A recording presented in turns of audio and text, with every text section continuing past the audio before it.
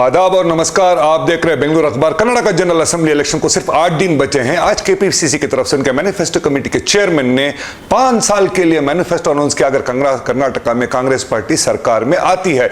इन तमाम चीजों को लेकर और पर्टिकुलरली अब जो सुप्रीम कोर्ट की तरफ से कर्नाटका में जो मुसलमानों को दिए 4% रिजर्वेशन को जो स्टॉप किया था बीजेपी गवर्नमेंट, इस बारे में बात करने के लिए हमारे साथ खुद मौजूद है सीनियर कांग्रेसमैन, राज्यसभा के फॉर्मर डिप्टी चेयरमैन और फॉर्मर यूनियन मिनिस्टर, और सबसे इंपॉर्टेंट चीज जनता दल गवर्नमेंट ने 25 साल पहले जो रिजर्वेशन अनाउंस किया था उस रिजर्वेशन को कमीशन के चेयरमैन की तरह स्टडी करके रिपोर्ट सबमिट करने वाले सीनियर कांग्रेसमैन के रहमान खान साहब हमारे साथ मौजूद है। इनसे बात करते हैं। सर, वेलकम टू बेंगलुरु अखबार। सबसे पहले आज आपका मैनिफेस्टो अनाउंस हुआ है। जितने प्रोग्राम्स अनाउंस उसमें 5 इंपॉर्टेंट प्रोग्राम्स जैसे इलेक्ट्रिसिटी का देना, जैसे हर घर में एक औरत को 3000 का देना, स्टूडेंट्स को पैसे का देना, ये 5, और जो फ्री ट्रैवल का।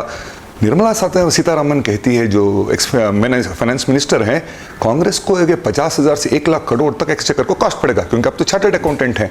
कैसे फिस्कल डेफिसिट मैनेज हो सकता है? वो पूछो, उनको सवाल पूछना उनसे कि आज जो कर्नाटक में बीजेपी का बजट हुआ है, मैनिफेस्टो जो उन्होंने प्रेजेंट किए हैं, वो प्रेजेंट में भी फ्री भी हैं। ओके, वो कहाँ से लाते हैं पैसे? ओके, तो फ्री भी जो इन्हें बोल रहे हैं, निर्मला सीतारमण फाइनेंस मिनिस्टर हिंदुस्तान के होने के बावजूद उनका जो बयान एक रीज़नेबल नहीं है। क्योंकि एक गुड इकोनॉमी में अगर लोगों के पास बाइंग कैपेसिटी क्रिएट करना, जब इन्फ्लेशन आ जाता है, लोगों के पास पैसे नहीं रहते तो खर्च नहीं होता, खर्च नहीं हुआ तो प्रोडक्शन इफेक्ट होता है। तो इस वास्ते ये जो हमने अनाउंस करी कि 2000 रुपये हर औरत को, साल को 24,000 रुपये, तो ये 24,000 रुपये एक औरत के हाथ में जाता है तो वो खर्च खर्चे जी, वो पैसा फिर मार्केट को जाता है। मार्केट को गया तो प्रोडक्टिविटी बढ़ती है, प्रोडक्टिव बढ़े तो इनको वो उसके ऊपर जीएसटी डालते हैं, टैक्स डालते हैं, फिर टैक्स के हिसाब से आते हैं। तो ये एक इकोनॉमिक, जब लोगों के पास कीमतें बढ़ जाते हैं, इन्फ्लेशन होता है, उनके पास परचेजिंग कैपेसिटी नहीं रहती, तो उस वक्त पर लोगों के हाथ में पैसे देने के तरीके ये हैं। उनके हाथ में अगर पैसे दे तो वरना गवर्नमेंट को जो रेवेन्यू आना वो भी नहीं आती। ओके, तो इसलिए ये एक मेजर जो है अब यूरोप में, अब ये एम्प्लॉयमेंट का जो है, हर कंट्री में अगर गवर्नमेंट नौकरी नहीं दे रही है तो जो भी अनएम्प्लॉयड है उसे पेंशन है, हर यूथ को पेंशन है। अगर मैं ये अप्लाई, वो क्या प्रिंसिपल क्या है? Social security, social security, this is a social security. Okay sir, आज का जो मैनिफेस्टो कांग्रेस ने अनाउंस किया है, उन्होंने उसको टैगलाइन दिया पैराडाइज ऑफ पीस, सर्व जनांगद शांति तोटा, जो कुवेंपू ने हमारे नाड़गीते में लिखा था। उन्होंने किया है कि हिंदुत्ववादी का बीजेपी जो आप कहते हैं उनके अगेंस्ट में किया है। तो कहने का मतलब है कि कांग्रेस में 6.5 करोड़ लोग सेफ एंड सिक्योर रहे, क्या इसका मतलब है? देखिए, मतलब सेफ एंड सिक्योर हुकूमत की जिम्मेदारी, हर हुकूमत की। जो वर्ड इस्तेमाल किया है, सर्व जनांगद शांति टोटा, उसका मतलब क्या? सारे लोगों का जी एक पैराडाइज ऑफ पीस बाग जी। मकसद क्या हमारा कांग्रेस पार्टी का कि पूरे लोग जो भी स्टेट में रहते हैं उन्हें खुश रहना। अब समाज में अलग अलग तबके के लोग हैं, अब हर तबके को उनकी ज़रूरियात को पूरा करना हुकूमत का काम। तो हमारा जो मैनिफेस्टो आज प्रेजेंट किया गया है कांग्रेस पार्टी की तरफ से, इस तमाम चीज़ों को ख्याल में रखते हुए ये मैनिफेस्टो बनाया गया है। अगर वो हम, क्योंकि कांग्रेस के पास की हिस्ट्री है कि हम जो वादा करते हैं वो पूरा करते हैं। सिद्धरामैया के ज़माने में 164 वादे हम किए थे, 158 वादे हम पूरे किए।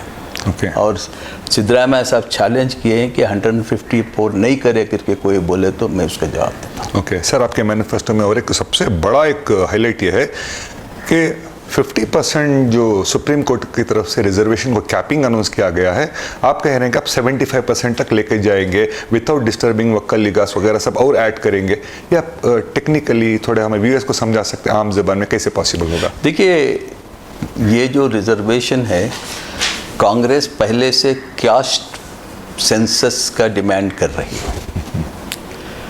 जब से कास्ट सेंसस सेंट्रल गवर्नमेंट की है, मगर रिलीज नहीं कर रहे हैं।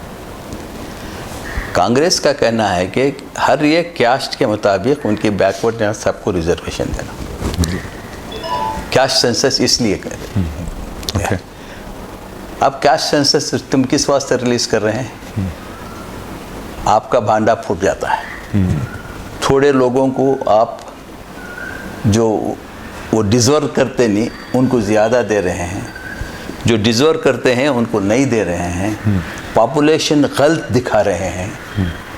कास्ट पॉपुलेशन का कास्ट सेंसस नहीं कर रहे हैं, जो पहले से आ गया है वही दिखा रहे हैं। अब ये कहा जा रहा है कि कास्ट सेंसस अब रिलीज करेंगे तो कर्नाटका में मुसलमान 17% हैं, तो हाईएस्ट आ जाते हैं। 17% लिंगायत से ज़्यादा बढ़ जाते हैं। तो अंदरूनी मालूम है कि अगर लिंगायत से बढ़ गया हुआ तो तहलका मच जाएगा। तो ये सब चीज़ों को वो आगे मंजर आम पर नहीं लाना चाहते। तो हम वो कास्ट सेंसस भी करेंगे, हम कास्ट सेंसस भी करेंगे और जिसको जितना हक है वो देंगे। 70% तक ले जाने का मकसद ये है कि अब तो 65% है जी, 60% है और एक 15% मुल्क की मफाद में है, तो हम ले जाएंगे 70। सर, ये 9 शेड्यूल में उसको ऐड करके अमेंड करके फिर लाना, इसका क्या मतलब होता है? 9 शेड्यूल देखिए कॉन्स्टिट्यूशनल प्रोविजन बनाना है। शेड्यूल में जो बैकवर्ड क्लासेस हैं वो सब कॉन्स्टिट्यूशन बनाए हैं जी। तो हम जिसको भी देना चाहते हैं उनको वहाँ बैकवर्ड क्लास का इंक्लूड करके उसमें से हम लाएंगे, मैं शेड्यूल में से। अगर नहीं तो वो कॉन्स्टिट्यूशनल प्रोविजन नहीं होता। ओके सर, कर्नाटका के रिजर्वेशन की बात करें तो 3 डिफरेंट मेरे सवाल हैं। सबसे पहला सवाल ये है सर, 25 साल पहले जो कर्नाटका के मुसलमानों को सोशो इकोनॉमिक फैक्टर पे जो रिजर्वेशन 4% का दिया गया था, जो मैंने पढ़ा है देखा है, उस वक्त आप माइनॉरिटी कमीशन के चेयरमैन थे, वीरप्पा मोइली के चीफ मिनिस्टरशिप आपको अपॉइंट किया था, आपने स्टडी करके दिया, फिर गवर्नमेंट बदली, सरकार बदली तो जनता दल ने आकर दिया।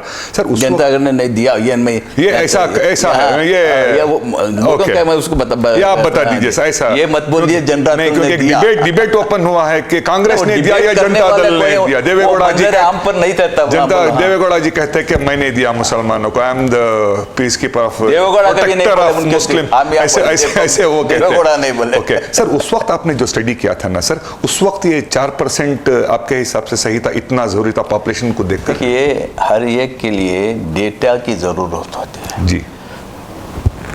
बैकवर्डनेस डिक्लेयर करना तो भी डेटा की ज़रूरत होती है। हुकूमत अगर रिजर्वेशन देना तो कोई बेसिस होना चाहिए। तो जब वीरप्पा मोइली यहाँ के चीफ मिनिस्टर बने तो उन्होंने मुझे माइनॉरिटी कमीशन चेयरमैन अपॉइंट किया था। तब मैं उनसे कहा था कि मैं इस कंडीशन पे एक्सपेक्ट करूँगा कि सोशो इकोनॉमिक एंड एजुकेशनल एक सर्वे हो पूरे माइनॉरिटीज़ का, और हर माइनॉरिटीज़ की बैकवर्ड क्लास आइडेंटिफाई किया, कितने इसमें बैकवर्ड हैं, क्या परसेंटेज है जी। तो इस कमीशन ने सारे कर्नाटक में फरवरी 1 से फरवरी 28 तक 2893 1 फरवरी 93 टू 28 फरवरी 93 में सारे कर्नाटक में घर घर का सर्वे किया।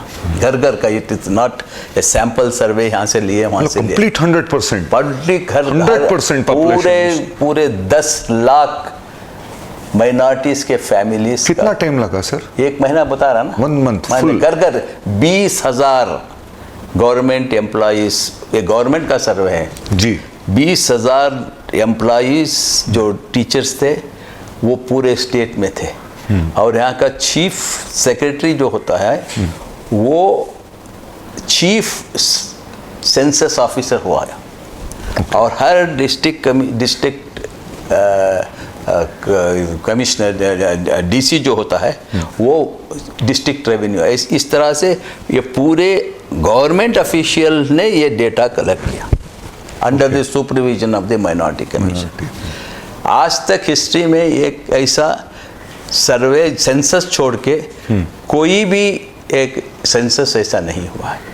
और वो सेंसस सिर्फ जाके पूछने का नहीं, तय करना है बैकवर्ड क्लास, तो 75 एरियाज क्वेश्चन करते उससे। 75 घर में जाकर questionnaire। 75 क्वेश्चंस, तुम्हारे पास बच्चे कितने हैं, बीमारियां कितने हैं, पढ़े कितने हैं, अनएम्प्लॉयमेंट क्या है, तुम्हारा रहने का घर है क्या, एग्रीकल्चर लैंड है क्या, ये सब पूरे चीज़ें तजवीज़ करके उनका कि हर एक फैमिली का शेड्यूल, 10 लाख फैमिलीज के शेड्यूल उनका हिस्ट्री कलेक्ट किए। कलेक्ट करके इसे टैबलेट करके वहाँ बहुत से पैरामीटर, प्राइमरी स्कूल में कितने बच्चे जा रहे हैं, कितने ड्रॉप आउट होते हैं, मिडिल स्कूल कितने बच्चे जा रहे हैं, IAS ऑफिसर्स कितने हैं, IPS ऑफिसर्स कितने हैं, क्लास 4 कितने हैं, कौन कौन से एम्प्लॉयमेंट, अंदाज़ा लगे 75 एरियाज में अगर क्वेश्चन करना तो कौन से क्वेश्चन आते हैं, बीमारी कौन सी है, कैंसर है, ये सब है। ये सब करने के बाद वीरप्प मोइली को जब रिकमेंड किया गया तो उन्होंने तब वो पूरा रिक्लासिफिकेशन करते थे, यानी ये अब 2B 2S कैसा है ना, किसमें देना है। वो हेगड़े के ज़माने में क्लासिफिकेशन हुआ, क्योंकि 50% बैकवर्ड को देना, तो कौन बैकवर्ड, कितना मोर बैकवर्ड कौन है, लेस बैकवर्ड, उसको सब करके रिक्लासिफिकेशन हुआ। तो अलग अलग कैटेगरी बनाई, A B C ऐसा 2B। वो कैटेगरी बनाते वक्त क्योंकि एक ही पूरे बैकवर्ड को एक बास्केट में रख देंगे तो कौन ताकतवर है पूरा मार लेके चले जाएगा, तो इसलिए कैटेगरीज बनाएगी जी। अगर मुसलमानों को जनरल कैटेगरी में रखते हैं या और किसी के कैटेगरी, जब मुसलमान बैकवर्ड है तो दूसरा उससे ज़रा आगे ज़हीन है तो उससे मिलता है तो इनको मिलता है। ये कैटेगरी बनाए 2B, उसमें मुस्लिम्स और नियो बुद्धिस्ट करके 6% किया उन्होंने। अब वो 6% और दूसरे कैटेगरी में थोड़ा थोड़ा बढ़ाए थे वो जी। बढ़ाने के बाद 68-70% हो आए थे, तो लोग हाई कोर्ट को गए। हाई कोर्ट को जाने के बाद हाई कोर्ट डायरेक्ट किया कि 50 से ज़्यादा नहीं होना चाहिए, तो उसमें कटौती शुरू किया उन्होंने। 50 को लाना है ना जी जी, 60-68% हो गया था, 50 को लाना, तो इसको नियो बुद्धिस्ट को और एक कैटेगरी में शिफ्ट करके 2B कैटेगरी बना के सिर्फ न्यू बुद्धिस्ट को निकाल के मुसलमानों को रखे, उसमें 4%, उसको 4% करके उसमें 2% कट करे और कहीं कट करे, तो ये लाने के लिए तो 2% उसमें हाई कोर्ट के डायरेक्शन पर, वो भी वीरप्प मोइली के ज़माने में। देखो तो देवेगौड़ा आए 94 एंड में वीरप्प मोइली थे 94। अब देवेगौड़ा क्या बेसिस पर डिसीजन लेंगे, अगर ये नहीं रहता तो क्या रिजर्वेशन ऐसा हो जा सकता है क्या, नहीं हो सकता। बोलते सर को नया कमीशन बनाना पड़ता है, नहीं कमीशन बनाना पड़ता है, उसके ऊपर ये करना पड़ता है। तो ये कैबिनेट से ऑलरेडी वीरप्प मोइली के ज़माने में 2% निकाल के वो भी हुआ था। अब वो नोटिफिकेशन जारी नहीं हुआ था सर, वो क्यों? नहीं, बताता हूँ, सुनिए। हुकूमत में क्या होता है, एक डिसीजन हो जाता है, डिसीजन अब डेट ऑफ एप्लीकेशन फिक्स करते हैं जब वह एडमिनिस्ट्रेटिव इसके वास्ते। तो वो जो देवेगौड़ा के ज़माने में जो नोटिफिकेशन आया, वो नोटिफाइंग दी ऑलरेडी डिसीजन टेकन कैबिनेट। अब फर्ज को एक एक्ट पास होता है असेंबली में, वो पास होते साथ लागू नहीं होता। हुकूमत अपने कन्वीनियंस का से डेट ऑफ स्टार्टिंग इम्प्लीमेंटेशन, ये गेजेट नोटिफिकेशन है, ये जो ये है इस दिन से लागू में आएगा। देवेगौड़ा के ज़माने में इतना ही हुआ कि वो लागू 1 मई 1995 से होगा। तो आपके हिसाब से खान साहब, देवेगौड़ा, इनका कुछ भी उसमें मेहनत नहीं है? बिल्कुल नहीं, बिल्कुल नहीं। रेडीमेड बिरयानी थी, रेडीमेड बिरयानी थी, आए वो आप परोस दिया। कहते ही बोलो, मैं वो हद को जाता नहीं। फिर वो कैसे वो claim उसे करते हैं? उनके claim is wrong claim. Wrong, okay. अब आप मेहनत करे मुर्गा, अंडा खाया अंडे फकीर। खाया फकीर का सवाल है। ओके सर, 2004 से 2013 मनमोहन सिंह की सरकार थी। 2004 और 2005 में 2 कमीशन सेंट्रल गवर्नमेंट की तरफ से इंडिया के मुसलमानों की हालत को देखते हुए, जस्टिस रंगनाथ मिश्रा की हो या साचार इनकी कमीशन की हो, जो रिपोर्ट सबमिट गए तो 9 साल में उसको इम्प्लीमेंटेशन के लिए क्यों कोई प्रोविजन नहीं मिला या वक्त नहीं मिला? क्योंकि ये कई लोग क्रिटिक्स कहते हैं कि अगर वो यूपीए सरकार कर देती तो नौबत नहीं रहती। लोगों को, हाँ अखबार वाले भी जिम्मेदार हैं जी, और लोग भी जिम्मेदार हैं, और अफवाहें भी जिम्मेदार हैं। जी सर। ये जो साचार कमेटी का जब बोले तुम्हें, ये भी कांग्रेस की ही देन है। जी 2004 का जब इलेक्शन हो रहा था, जब मैनिफेस्टो बन रहा था, तो माइनॉरिटीज़ के बारे में मेरे से मशवरा किया गया, और वो मैनिफेस्टो कांग्रेस के 2004 के मैनिफेस्टो में ये इंक्लूड किया गया कि अगर कांग्रेस इख्तिदार में आएंगी तो कर्नाटका के मॉडल, नाम ही लिखो है मैनिफेस्टो में, अच्छा। कर्नाटका मॉडल। ये सब ये लोगों को मुड़े हवा में बात करते ना, ऐसा बात करते हैं चंद लोग, उनको सास्ता है वो भी। तो कर्नाटका मॉडल, जब हमारी सरकार 2004 में मनमोहन सिंह साहब की सरकार आई, तो तब उन्होंने एक साचार कमीशन अपॉइंट किया based on that implementation of the manifesto. उन्होंने इसको माइनॉरिटीज नहीं रखा, सिर्फ मुसलमानों के लिए कमीशन बना। ये भी एक देखना। अच्छा, माइनॉरिटी में भी ओनली साचार कमेटी जो है माइनॉरिटी की नहीं है, सिर्फ मुस्लिम्स। सिर्फ मुस्लिम्स। ओके, कई लोगों को पता नहीं सर ये। नहीं, सिर्फ मुस्लिम। तो उनकी स्टडी करने के लिए मनमोहन सिंह साहब ने जस्टिस राजेंद्र सचार, जो दिल्ली हाई कोर्ट के चीफ जस्टिस थे, उनको अपॉइंट करके, this is called, that is why it is not called commission, prime minister high level committee. This is not a commission. It is not a commission. Everybody thinks it is a commission. Two commissions. It is Prime Minister High Level Committee on the backwardness है Muslim ऐसा है। Okay. It is called Prime Minister High Level Committee. दोनों। ये की ये रंगनाथ मिश्रा को बाद आता। Okay okay. तो इसके रिकमेंडेशन 2006 में आए। साइमल्टेनियसली इसको इम्प्लीमेंट करने के लिए और मुसलमान माइनॉरिटीज़ के इश्यूज़ को एक्सक्लूसिव देखने के लिए एक मिनिस्ट्री, सेपरेट मिनिस्ट्री बनाई गई उस वक्त।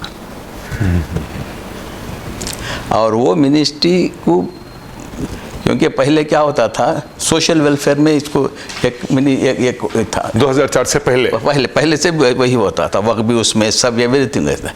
तो एक्सक्लूसिवली एक मिनिस्ट्री मनमोहन सिंह ने माइनॉरिटी अफेयर्स मिनिस्ट्री बना के उसको उनके इश्यूज़ को एड्रेस करने के लिए एक सेपरेट, दूसरे इसमें बजट में है जनरल इसमें, बट इसमें इसके लिए एक अलग बजट दिए, एक मिनिस्ट्री दिए, उनके काम करने के एरियाज डिफाइन करे, तो उसके ऊपर काम शुरू। आप बने थे पहले? मैं नहीं, पहले बना। ये आर अंथुले साहब माइनॉरिटी अफेयर्स मिनिस्टर बन रहे, पर थोड़े वक्त सलमान खुर्शीद हुए, बाद में आया। सर एक इम्पोर्टेंट सवाल है सर, जैसा कोई भी रिपोर्ट या बनती है तो कमीशन में वो जजेस का नाम दिया जाता है, जैसे रंगनाथ मिश्रा के नाम से हम जानते हैं, साचार के नाम से, लेकिन जो आपने तैयार किया था कर्नाटका के मुसलमानों को, उस कमीशन को क्या इस नाम से पुकारते हैं sir? Minority commission, it is statutory commission. Statutory commission, okay. अब हमारे ये परमानेंट कमीशन ना जी। अब आज भी है, तब भी था, आज भी है। ओके सर, अब सुप्रीम कोर्ट तो अगर ये गवर्नमेंट की तरफ से क्या हुआ, इतना बड़ा ऑथेंटिक सर्वे है, इसके बाद जाके ऑथेंटिकली अनाउंस करती है, तो बसवराज बोम्मई की सरकार ने किस बेस पे इसको स्क्रैप कर दिया, कहते हुए कि रिलीजियस बेस पे दिया गया, सोशियो इकोनॉमिक फैक्टर पे नहीं? वो बेस ही नहीं है ना। हम लोग बेस करे क्या, कंसल्टेशन करेगा, किसी से पूछे क्या, कुछ नहीं, दिल में आया कीजिए। तुम्हें कौन, हमारी हुकूमत है, हमारा मेजॉरिटी है, हम करते हैं दो कम्युनिटी को खुश करने के लिए, दो करते हैं बस। सर अब मेन 9 तक सुप्रीम कोर्ट ने इसको विथेल्ड किया गया है, क्या उम्मीद करते हैं कि 9 को क्या होगा? Interim stay and 9th the case will come up again. Okay. And उसके पहले तक कर्नाटका गवर्नमेंट अपना मौक़िफ़ पेश नहीं किया था कोर्ट को, अब वो पेश किए हैं। उसमें उन्होंने कहा कि सेपरेट रिलीजियस इसके पर हम दे नहीं सकते, ये वो उनका जो कहना है कहे हैं। अब वो केस इंशाअल्लाह 9th को आएगा। उम्मीद क्या कर सकते हैं सर? अब कोर्ट क्या जजमेंट देते हैं, जिस तरह का प्रेजेंटेशन दिया गया है आपकी तरफ से, कपिल सिब्बल तरफ से, नहीं सब गुलाम नबी की तरफ से, कोर्टों में दो तरफ से भी मौक़िफ़ से अपना अपना प्रेजेंटेशन देते हैं। कामयाबी किसे मिलती है वो अल्लाह बेहतर जानते, मगर हमारा केस मजबूत है क्योंकि 94 से लेके 20 पर 30 साल, लगभग 30 साल ये चलता आया है, इसको चैलेंज भी नहीं हुआ था। अब आंध्र प्रदेश में चैलेंज होता है, चैलेंज तक नहीं हुआ था, उसका मतलब मजबूती थी। एक चीज़ अब 30 ईयर्स से देखा कि आज आप कम्युनल बेसिस पर दे का हिसाब लगा किसी को, वो भी इलेक्शन के नज़दीक, इलेक्शन 4-5 दिन है तो उस वक्त में दिए, तो on the face of it ये ऐसा लगता है कि एक बेतुका डिसीजन है, कंसिडर्ड डिसीजन नहीं है। तो वो इस पर अगर ये मुझसे यहाँ पर जो है मुसलमान, कभी मैं पहले से भी आज भी हमारी गलती, हम मुसलमानों को रिजर्वेशन दो, इस्लाम हमारा रिलीजन है, मुसलमान एक फ़िरक़ा है, हिंदुस्तान की पूरी ये लें तो एक कैटेगरी है बस। आप इसको रिलीजन करके हमको हमारे हुकूक को पामाल नहीं कर सकते। रिलीजन अब हर व्यक्ति को हमको डिनाई करना है तो हम मुसलमान, हम ये नहीं बोलते कि हम मुसलमान, हमारे मज़हब के वास्ते हम नहीं पूछ रहे रिजर्वेशन, हमारा मज़हब रिजर्वेशन की ज़रूरत है। हम इस मुल्क के शहरी हैं, हमारी सोशियो इकोनॉमिक कंडीशन ये है, हमारा रिलीजन कहीं को लेते हैं, हमारे इंटरनेशनल रिलीजन है हमारा जी। तो हमारा रिलीजन से हम नहीं पूछ रहे हैं, मुसलमान ये नहीं पूछा मुसलमान है इसलिए हमको रिजर्वेशन दो।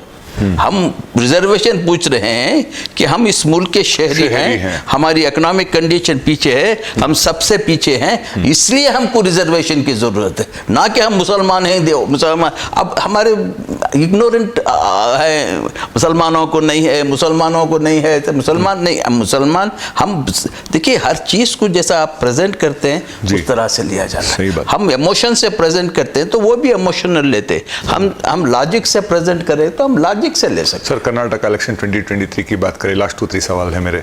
सर आप डिसिप्लिनरी एक्शन कमेटी के आप चेयरमैन हैं, हमने देखा कि पिछले 1 साल में काफ़ी सारे लीडर्स का पार्टी के अगेंस्ट में जाना, बयानबाजी करना, ऐसे सब हो रहा था।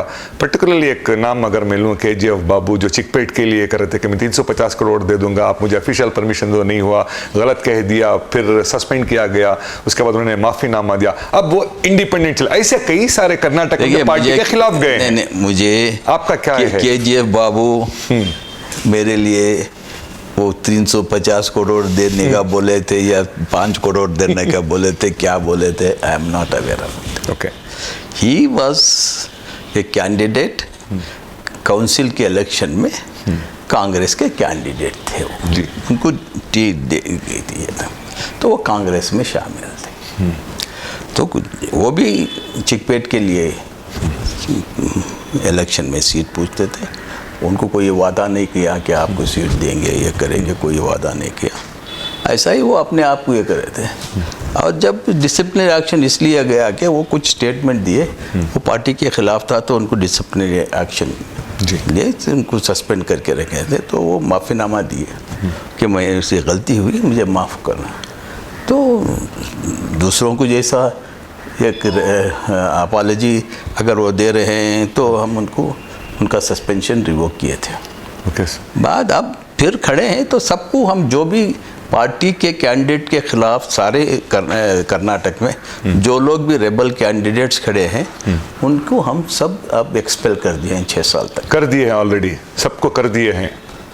ओके सर, मेरा आखिरी सवाल, ये कहा जा रहा है कई सारे सर्वेस हम देखें, नेशनल सर्वेस देखें तो Congress is projected to come back to power with thumping majority between 120 to 140, ऐसा कहा जा रहा है। तो आपकी सर्वे क्या कहती है? हमारी सर्वे नहीं, हम लोग वेरियस सर्वे एजेंसीज किए हैं, सर्वे हैं, बोल रहे हैं, हम मेहनत कर रहे हैं। कांग्रेस को उम्मीद है कि लोग इस तब्दीली चाहते हैं। ओके। अंदर हर आदमी, हर इवन जो बीजेपी को वोट दिया है पिछले मर्तबा, वो भी आज ये मानने पर मजबूर है कि बीजेपी मुल्क का नुकसान कर रही है, तो तब्दीली की ज़रूरत है। तो इंशाअल्लाह हमने जो मूड देखा है स्टेट में, उसमें लोग तब्दीली चाहते हैं।